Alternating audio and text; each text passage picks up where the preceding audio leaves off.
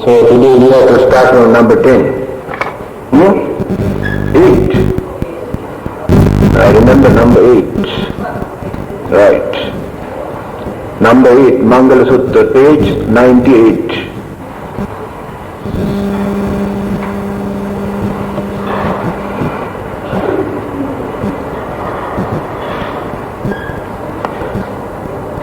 Gāravoca nivātoca santutthīca katanyuta kālena dhamma savanam etam mangalamuttamam. I think we have explained this one.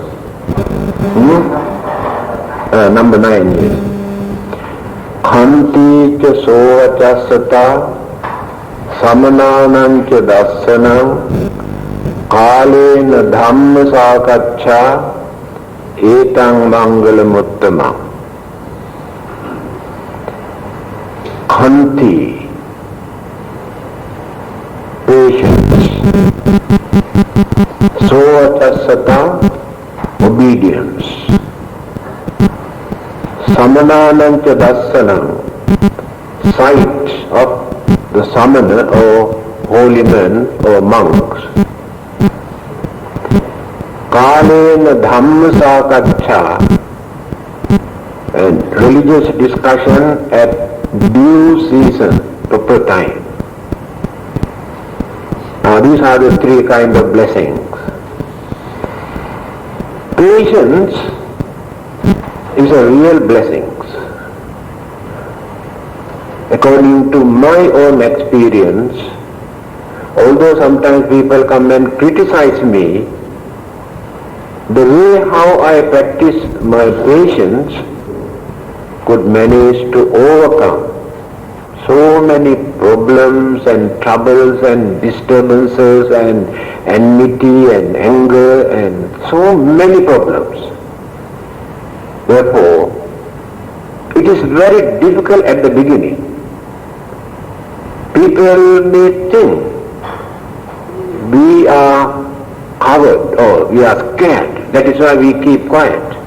It is not that. Patience is a very noble virtue. Only understanding people can practice.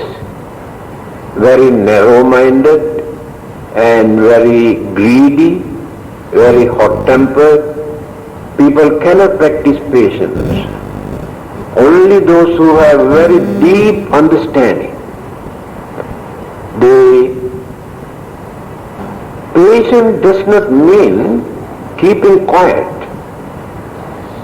There are people who keep quiet who are culprit. After committing all sort of wicked things, they keep quiet. That is not patience.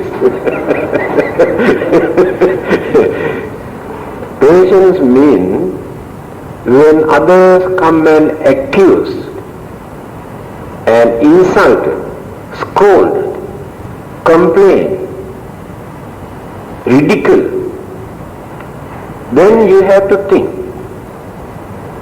why this man come and accuse?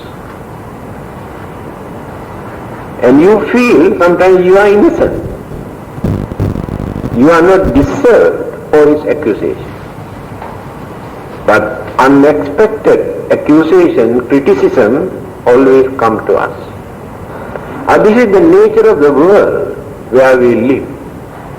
Whether we are good or bad, we cannot escape from accusation, criticism and various other complaints. Because in another saying of the Buddha, Dhammapada, the Buddha says, there is nobody in this world who is free from blames. Even the Buddha. How many people came and accused and blames and condemns and ridiculed him. But he knows he is innocent. Because when others could not understand, when others could not tolerate, according to their way of thinking, either they get angry or they develop jealousy or develop some misunderstanding, then come and accuse. So if we are wise, if we can understand things properly, we know how to face them without arousing anger or heated argument. Just show your smiling face when somebody comes and scolds you. And after that, that person will receive. Because he could not irritate you. His idea is to irritate you. Then he is failure. But you still maintain cheerfulness. He could not disturb you. You won the battle, not the man who scolded you. So patience is one of the highest blessings. If you can practice, you can experience very good results. Not immediately, later. You can see very good results. Then the other one is obedience. Some are very stubborn, very stiff, very skeptical, not ready to listen to others, and never obey. But we cannot behave like this.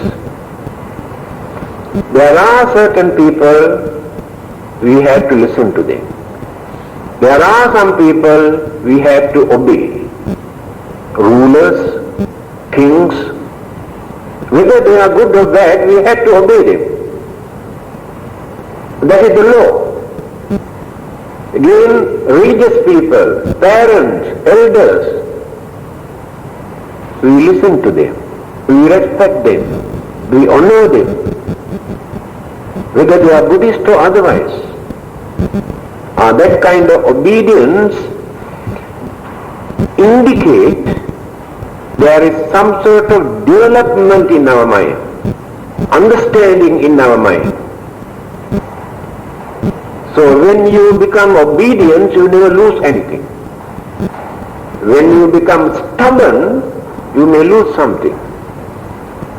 That is why here the Buddha says, this patience and obedience are very good qualities as blessings for us to maintain our way of life.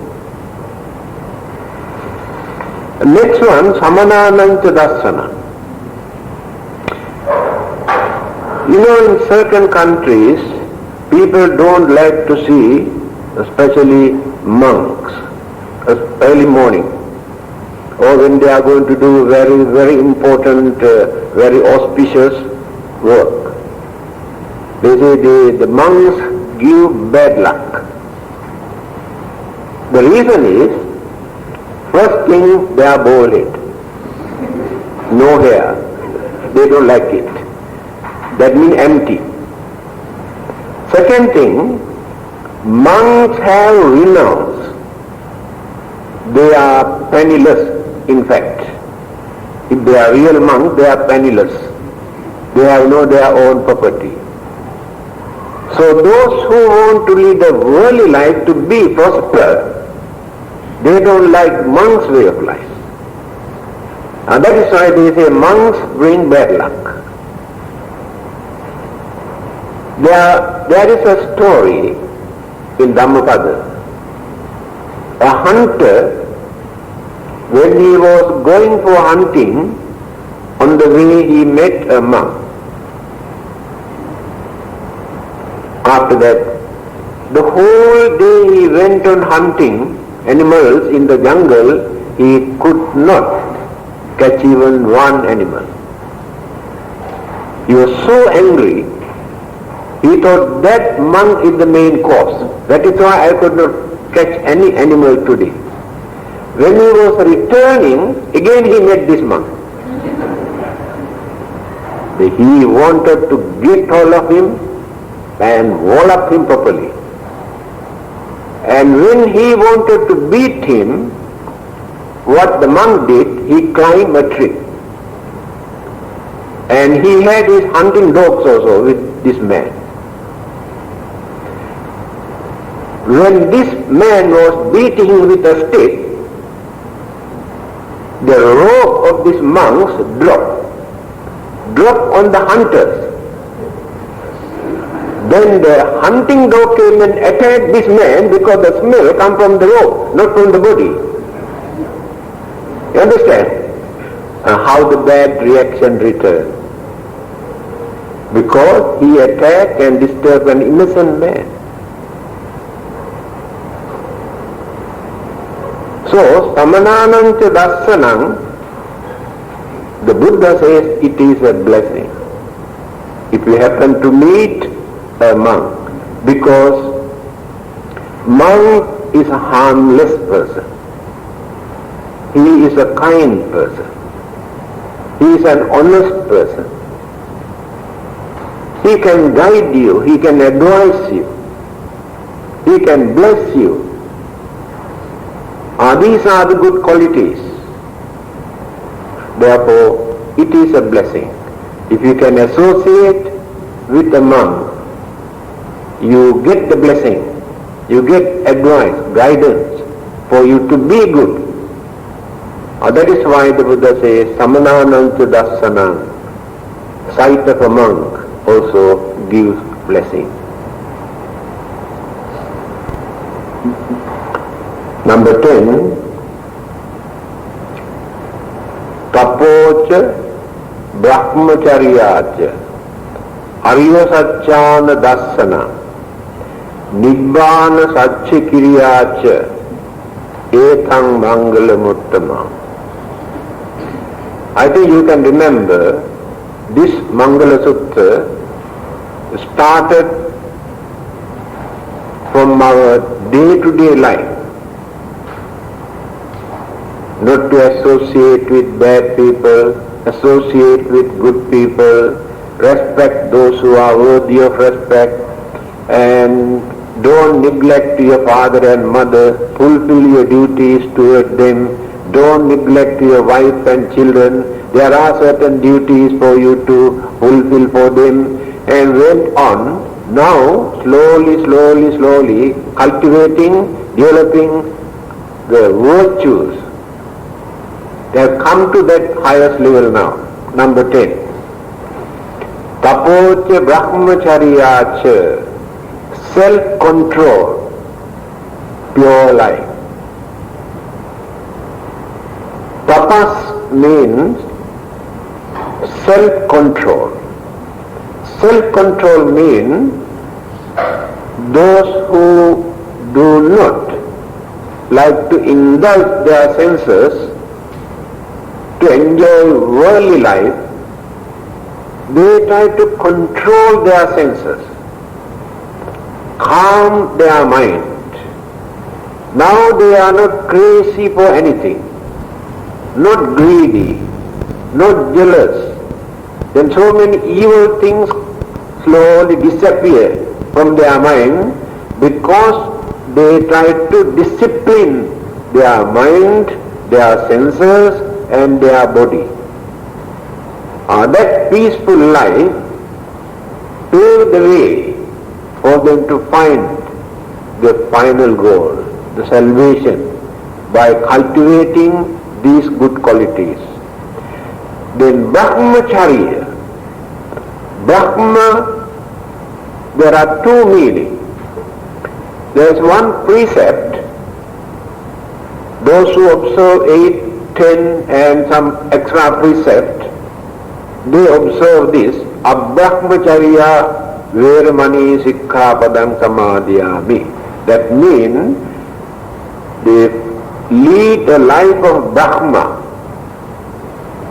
That means no sexual act. Keep away from sexual act. Brahmas also completely free from this. That is why it is called brahmacharya. Brahma's way of life. Because of that, they have complete free mind, satisfaction in their life. But here, brahmacharya, tapocha brahmacharya, another meaning of brahmacharya is noble way of life. Noble way of life means respectable way of life, without abusing, misusing, without doing any indecent or immoral practices for our living or for our enjoyment. So if we can lead such respectable life, it is called brahmacharya, noble life, unblameable life. There is nobody to blame because no mistake in them. They don't commit any mistake. They don't harm others. That is the noble life. So slowly we have to cultivate, step by step, life after life, we have to cultivate our way of life to be noble. Ariya Satchana Darsana, perception, perceive,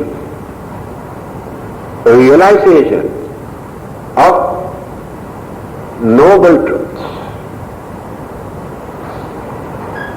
So after cultivating all the good qualities, leading a respectable and noble life, now we are trying to enrich our deep understanding about life and the world and worldly conditions. So try to understand noble truths. There are only 4. All the others are truths, but they are not noble. We can find only 4 noble truths. Dukkha, Samudaya, Nirodha, Magga. These are the 4. If we can understand these 4, then we understood everything in this world, in our life. Then why do we introduce them as noble truths? Noble means absolute. Absolute means never change, forever remain as truth. That is called absolute truth. Because these 4 remain forever. There is nobody in this world who can change, who can deny that they are not truth. Another meaning of noble here, by realization, through our realization or understanding, we become noble. When we realize the Four Noble Truths, naturally we become noble. That means after that we don't do any mistake. After that we don't harm others. We never disturb others. Then we become noble. The 2 meanings there. One meaning is absolute or unchangeable truth. The other meaning is one who realized this noble truth naturally become noble. Then what are the meanings of these 4? Dukkha, Samudaya, Nirodha, Magga. Dukkha, there are so many meanings. First divide into 3. Dukkha, Dukkha, Viparinama Dukkha, Sankhara Dukkha. 3 categories that we are experiencing. Dukkha, Dukkha means the pain, unpleasant feeling, physically and mentally, that we are experiencing because of our physical body. That is dukkha, dukkha, dukkha. almost every day or every minute, there is some sort of complaint in our physical body. So this physical body gives enormous trouble and pains. It is natural.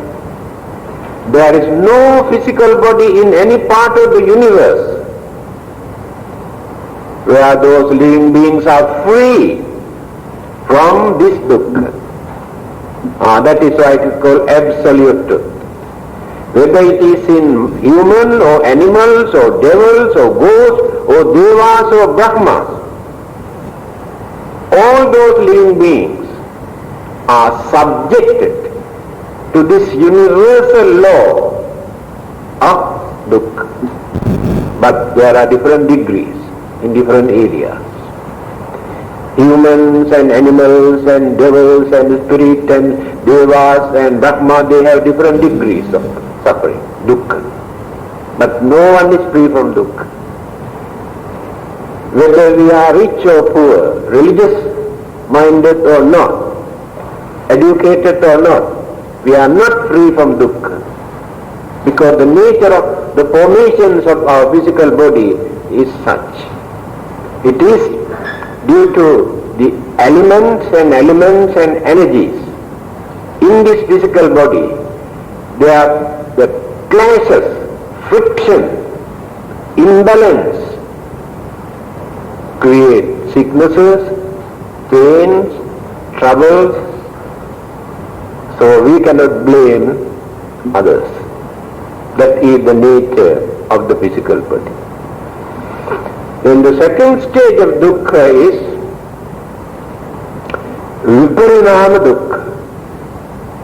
This dukkha, this suffering or unsatisfactoriness, we create by our own mind. Mind creates this. What is that? Viparinama, separation. When we separate from our wife, from our husband, from our children, from our parents, from our relatives and friends, enormous sufferings. They are separation. It is dukkha. But the mind created. Again, we separate from our valuable things, properties, money, jewelry, land, houses, all the valuable things. Sufferings. This is the nature. No one is free from this. This separation, if not earlier, one day definitely take place. After our death, this separation takes place. That is why we don't like to die. Because we have to separate. Now that is called viparinama dukkha. Changing. We don't like these changes. Young people become old. They worry, they suffer because they don't like it. But they cannot stop it. It is natural. Viparinama, that is change. Changes always take place like this. And we don't like to die. Again change our life. But whether we like or not, we have to face it. So this understanding is important earlier. Because when these changes take place, we know how to face them without worrying, without crying, without running away. That is why this understanding is important. Last one is sankhara dukkha. Sankhara means all these living things or living beings are known as sankhara. Sankhara means component thing. Component means combination combinations of elements and energies and mental energies. Now this is a combinations of four elements, energies and mental energies. This remain as a bundle. For a certain period, this go on growing, developing, up to middle age. After middle age, turn this way, then going down and down, changing. You cannot stop this. No God, no Brahma in this world who can stop this. It is absolute truth. By praying or worshipping or crying, worrying, you cannot stop this. Going down and down, you cannot stop this. Nature of existence. Then what are those things? What is the characteristic nature of sankhara?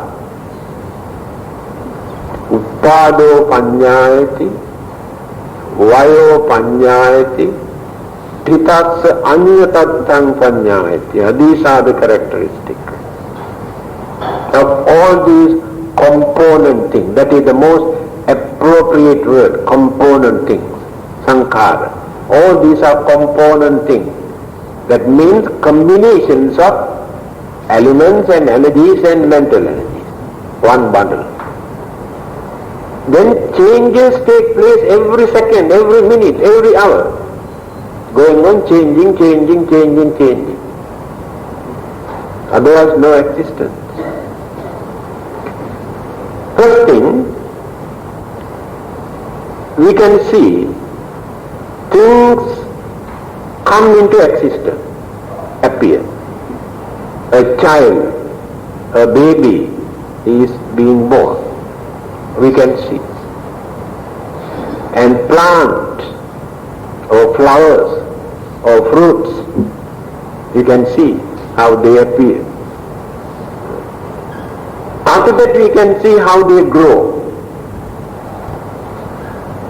After developing, growing,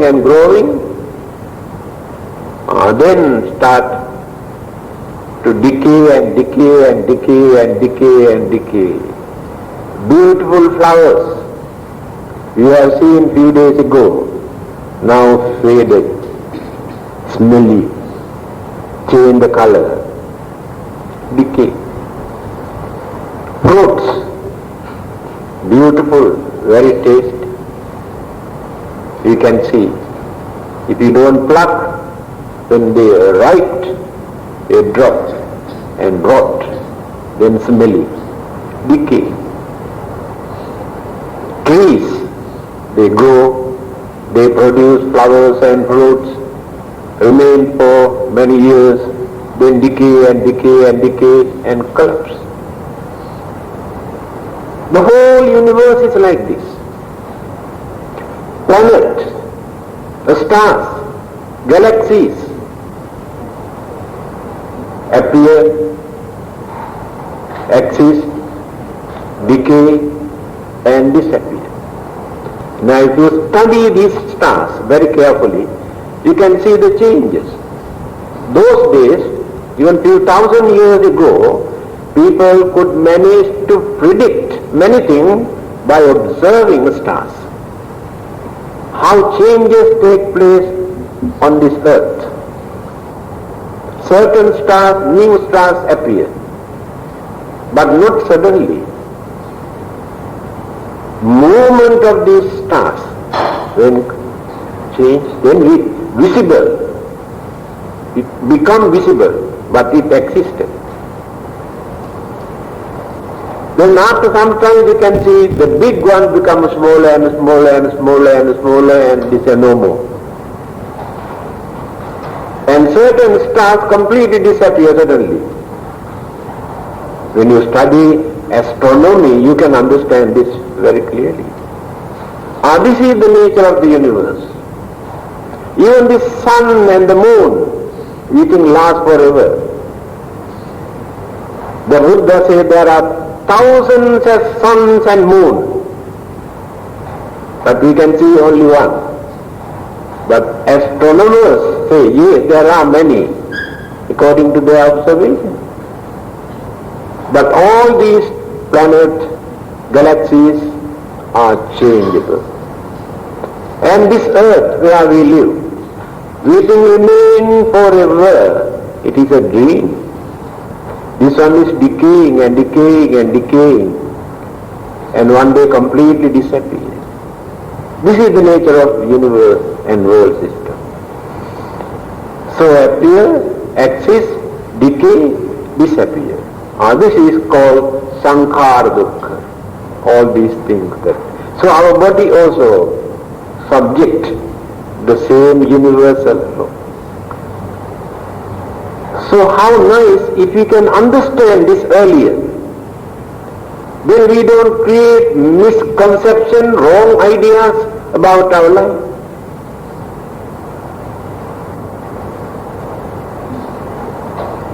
Dukkha. Next one. Samudaya.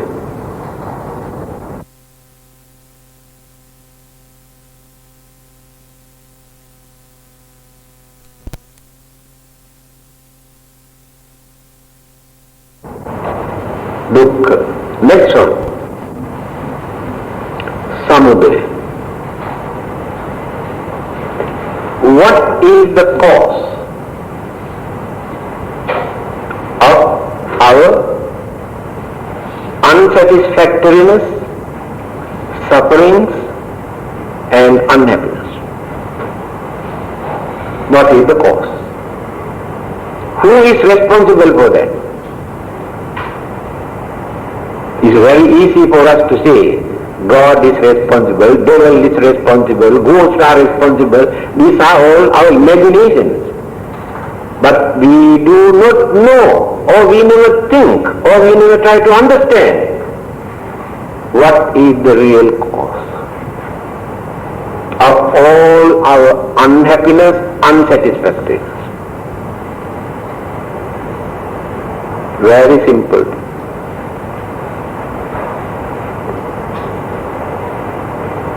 Our craving, our selfishness is the main cause of all our suffering. You can analyze, then can understand.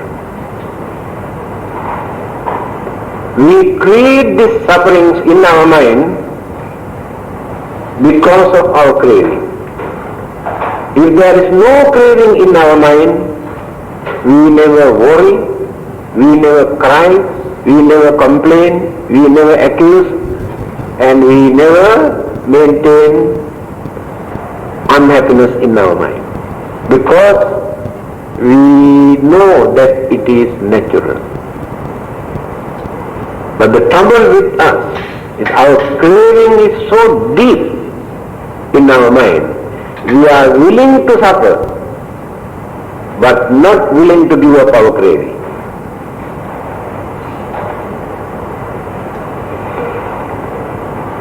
Craving is the main cause of all our sufferings. You can say it is not craving something else. Yes, that something else you can go on analyzing and analyzing and analyzing, again you go back to craving. Next one. Nirodha. Nirodha means freedom from this suffering.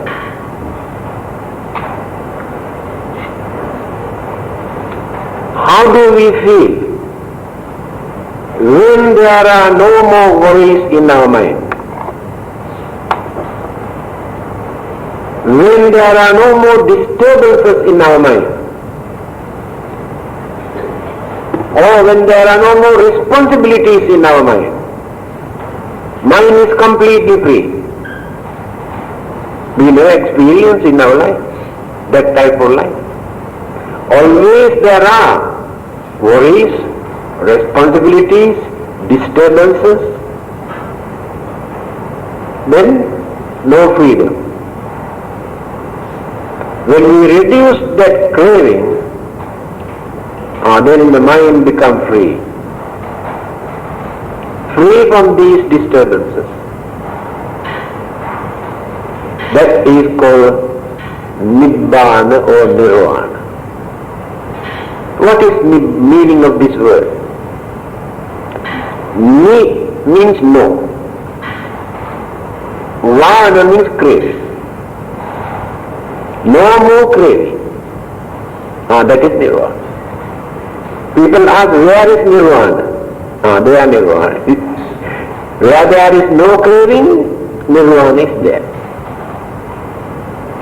So, not necessary for you to wait until you die to experience Nibbanic bliss. If you can completely withdraw your craving from your mind, then you experience that freedom, that happiness, that liberation, this salvation, this bliss, that is called Nirvana. That is the third noble truth. Last one is Magga. Magga means path, method. The method for us to get into this noble path.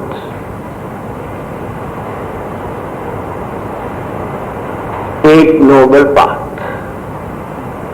There are eight methods, eight noble methods for us to practice, not to believe, not to worship, but to practice.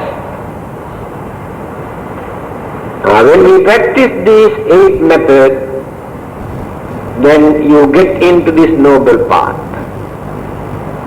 After that straight, you walk towards Nibbanic bliss. You never withdraw, you never return.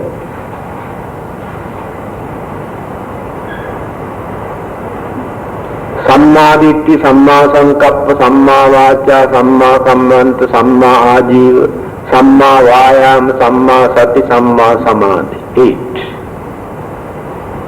Eight noble paths. This is Buddhism. This is Buddhist way of life. You can do many other things, but these things organized by you, that is your Buddhism. The Buddha's Buddhism is this. Eight noble paths. That is what the Buddha asked you to practice. When you are so lazy to practice this, you organize so many other things. That is for your satisfaction. So what is the meaning of these eight? Sammaditthi. So Buddhism starts with right understanding, perfect understanding. If you have wrong concept, wrong belief, then still you cannot understand Buddhism. That is why you have to learn. You have to think to gain right understanding. Because we have so many wrong ideas in our mind, wrong concepts from our childhood, we maintain them as truth. Later, when you study, you will come to know this is not the real truth. That right understanding must be there. Then, Sammaditthi. Right speech. Right speech means we must know the art of talking. We must know how to use our tongue properly without misusing, without disturbing and hurting, damaging others. That is called right speech. We have to learn how to do that. Right action. So whenever we are going to do something, either for our living or for our enjoyment or to do something else, we must find out whether this action is right or wrong. whether we are going to hurt, disturb or destroy or bluff another person, then it cannot become right action. So action must be perfect. Action must be harmless. Then it will become perfect or right action. Next one is right livelihood. For our living, there are so many things that we can do to make money, to enjoy our life. But many people practice immoral, very indecent, and very dangerous, very harmful practices. Destroy other living beings for their living, poisons other living being, disturb other living being. So we have to keep away from these disturbances and do something for our living without harming others. That is Buddhist way of life. You can say by doing this we can make tons of money. Yes, that is not the Buddhist way of life.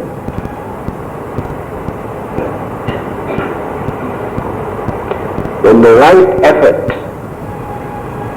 don't be lazy.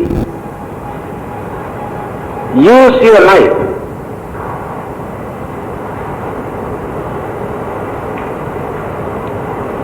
To understand or to make use of your mind.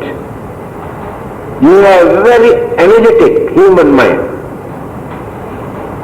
In that mind there are so many evil forces. At the same time there are very good thoughts. So use your full effort to introspect, to study what is in your mind. You try to learn everything in this world, but you never try to learn your own mind. Therefore you do not know the nature of your own mind. You have a lot of rubbish in your mind. At the same time, lot of good thought, noble thought. Use your effort to curtail, to reduce those evil thoughts from the mind. Use your mental energy to cultivate, to develop all the good thoughts you have in your mind. This is called right effort.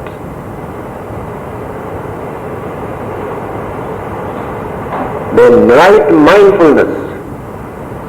What is it? Whatever you do, you must have mindfulness. Do mindfully.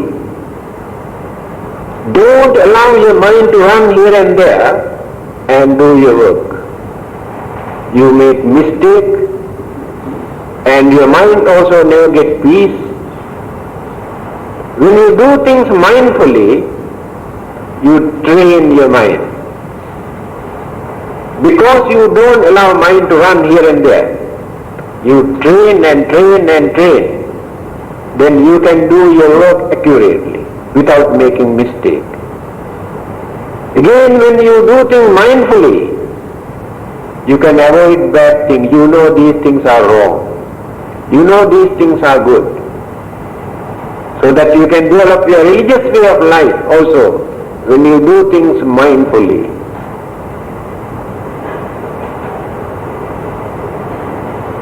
Last one is samadhi.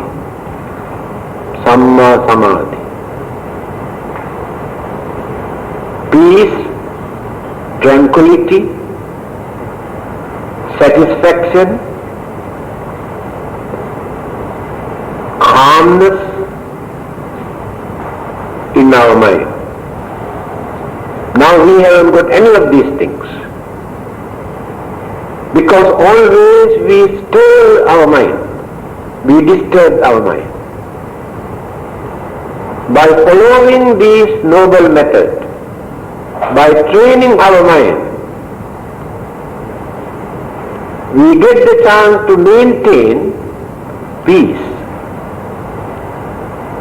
and satisfaction, contentment, tranquility, serenity, calmness.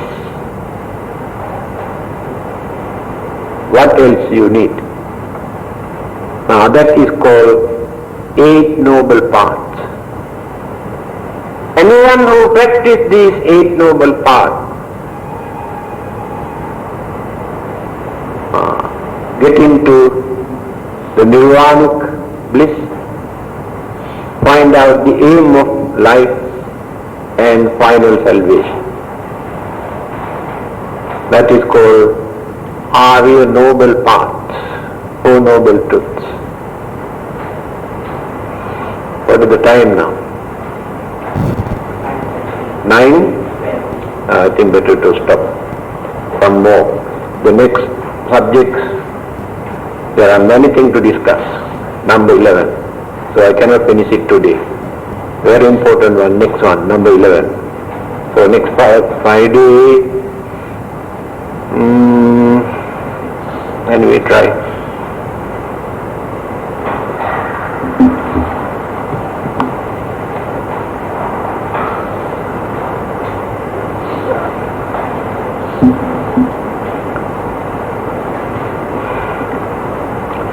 Because of you, I had no chance to see Baba Nyanya.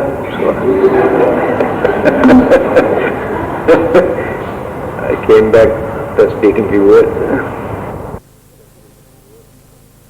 Punya kammena upajjaya gunottara acari upakaraca Mata Pita Piya Mamang Suryo Chandi Maharaja Gunavanta Narapiche Brahma Maharaja Indrache Lokapalacha Devata Yamo Mitta Manusace Majjata Virikapice Sabbi Satta Sukhi Hantu Punyani Pakatani Me Sukhanchati Dangdentu Kipang Papitha Vomatang Imina punya kammena imina uddisena ce khippahang sulabhe ceva tanno padana cedanam yedantane hina dhamma Yava Nibbanato Mamam Natsantu Saddadaeva Yatta Jato Bhave Bhave Ujjutitto Satipanyo